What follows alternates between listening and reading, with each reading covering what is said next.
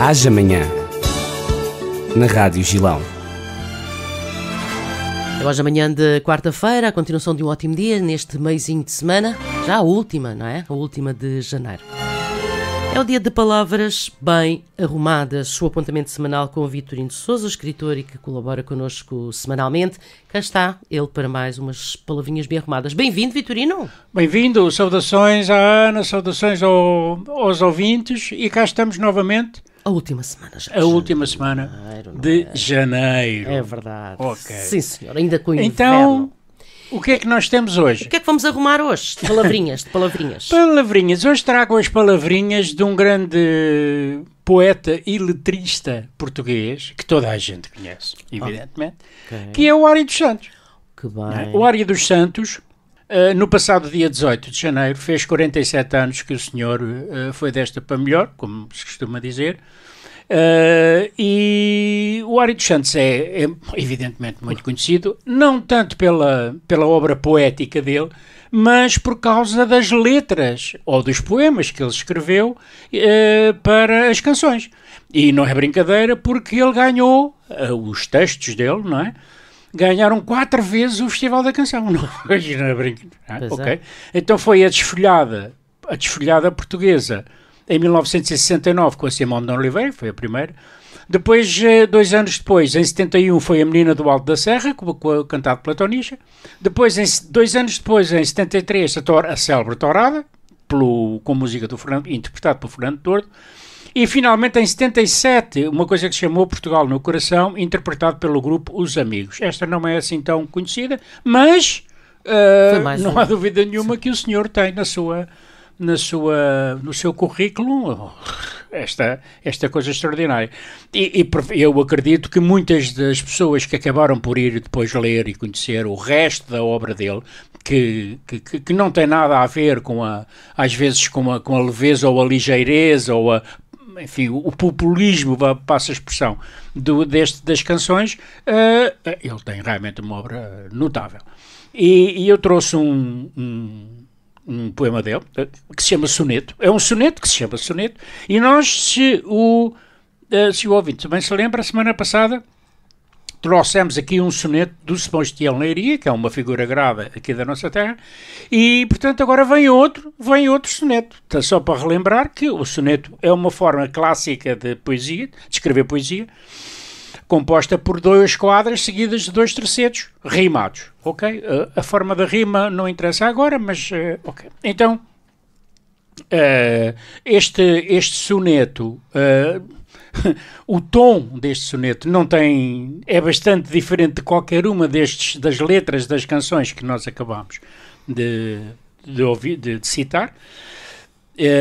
Não é assim propriamente uma coisa muito esperançosa, não é? É um pouco tristonho, mas ele era um rebelde, digamos assim, que sempre esteve contra a situação, não é verdade? Convém dizer que as 3 primeiras canções que ele ganhou foi antes do 25 de Abril. É bom, não é? Sim, convém relembrar cada isso. Mensagem que passavam, que cada um acreditava como é que era possível, não é?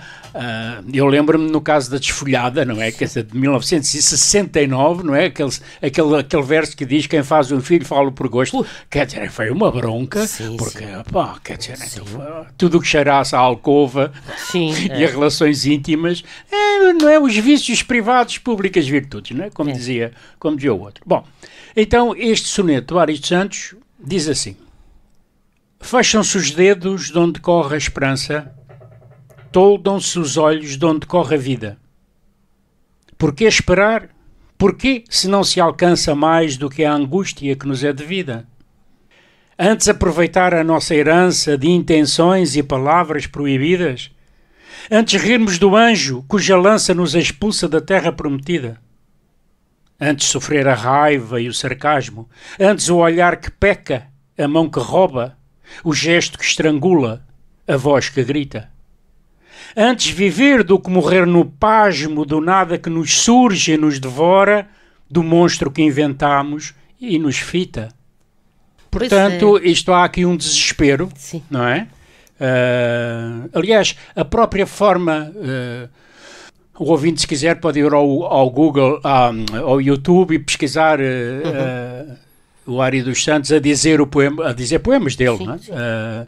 E era realmente um homem sanguíneo, não é? Quer dizer, aquilo vinha de lá de dentro do fundo, não é? E, portanto, incitava ou denunciava uma grande revolta, um grande fogo que precisava de ser deitado cá para fora, não é? E ele deitou de muitas maneiras. Era, obviamente, um homem de esquerda, não é? Portanto, ele colaborou contra a situação. E, portanto, este soneto muito bonito, do meu ponto de vista, e não é muito difícil, ou seja, não tem assim uma coisa por aí além, mas que de facto demonstra a sua capacidade de escrever tanto aquelas letras para as canções que a gente já falou, como escrever outra, digamos, uma coisa com outro sumo, vamos dizer assim, que não era inferior, ou seja, eles não eram inferiores, eram duas coisas, eram poesias com cores diferentes, vamos dizer assim, não é? Portanto, aqui fica o soneto do Ari dos Santos, é Carlos Ari dos Santos. E agora, já que este soneto tem assim um bocadinho de picos, sim, não é? Quer dizer, há aqui uma certa um bocado bravio, não é? Vamos ouvir a Roseira Brava do Adriano Correia de Oliveira, que foi outro lutador contra as hostes salazaristas.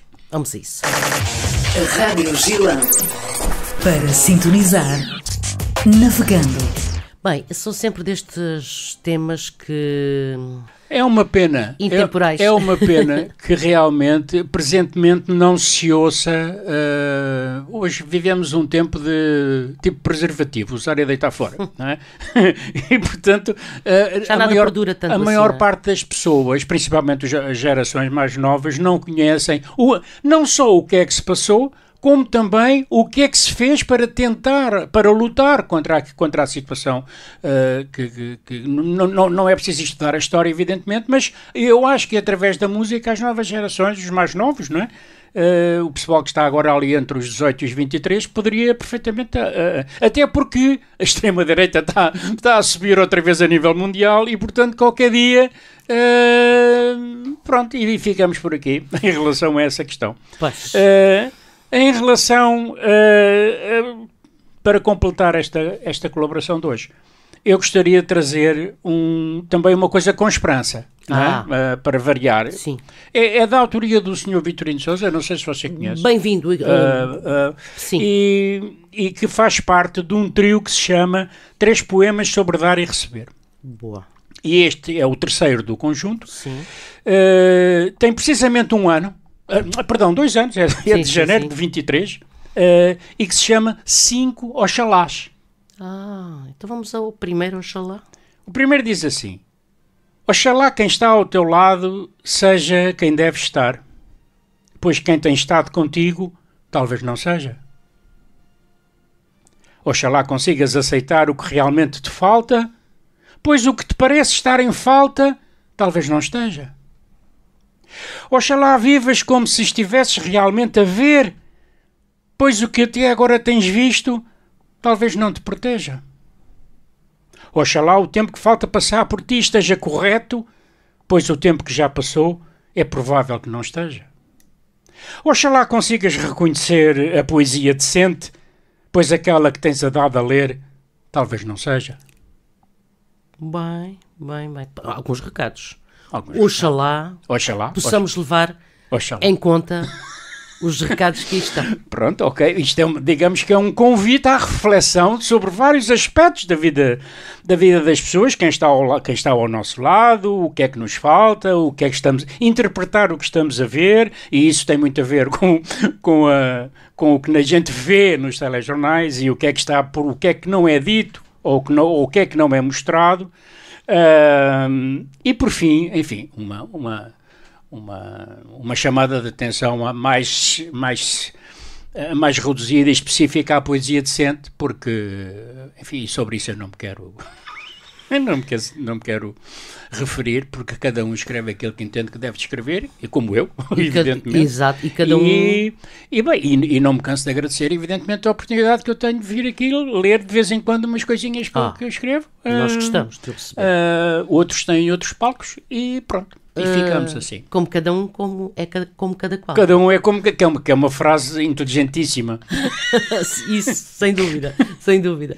É como a outra, cada caso é um caso. Claro, o que é que havia de ser? Óbvio. Vitorino, obrigada. Então vá, até para a semana. Obrigado. Obrigada.